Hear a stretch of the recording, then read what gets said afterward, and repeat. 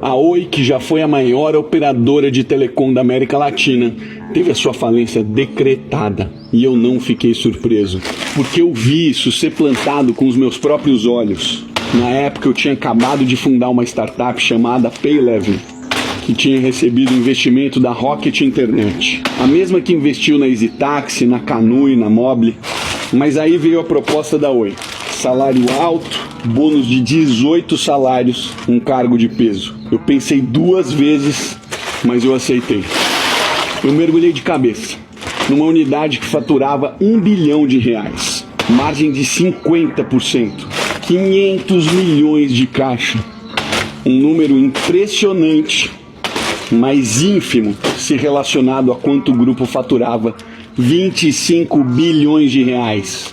E a minha missão era simples: fazer uma reestruturação tributária que traria mais 500 milhões de reais por ano no caixa e investir 360 milhões de reais em inovação. Como qualquer executivo que leva o seu trabalho a sério, eu comecei fazendo o básico: entender as pessoas, os processos e os números. Em poucos dias eu conversei com mais de 400 pessoas, mas um número específico me chamou a atenção.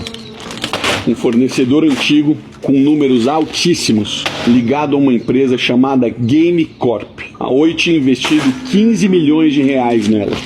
E depois milhões e milhões de reais em contratos que ninguém sabia explicar. Perguntei o que era aquilo e a resposta veio de cima.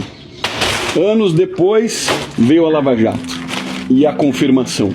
Mais de 132 milhões de reais pagos pela Oi ao grupo de empresas do Lulinha. O mesmo nome que muitos aplaudem hoje.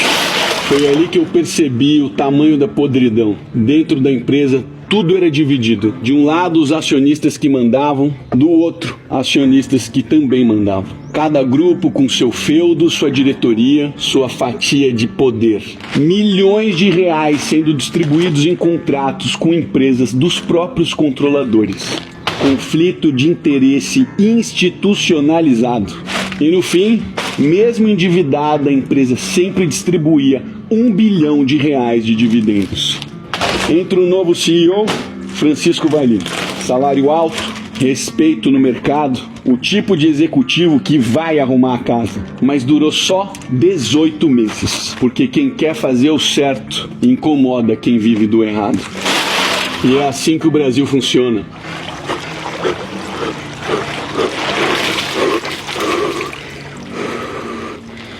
Quem tenta consertar o sistema é expulso por ele. Quando eu saí de lá, eu já sabia o que viria. Era só uma questão de tempo até o colapso. A empresa ainda tinha bilhões em caixa, mas nenhuma alma no comando. Diretorias loteadas, decisões políticas, favores em troca de silêncio. E por trás de tudo, uma cultura de mediocridade premiada. A Oi não quebrou sozinha. Ela foi espelho de um país inteiro.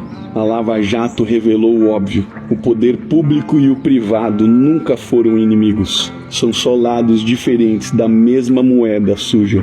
Enquanto uns falam de luta pelo povo, outros assinam contratos milionários com o dinheiro dele.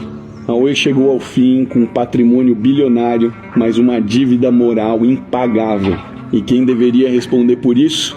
Segue aí, palestrando sobre ética, batendo no peito e falando em reconstruir o país. O que eu vi foi uma empresa morrer, do mesmo mal que destrói esse país todos os dias, a falta de vergonha.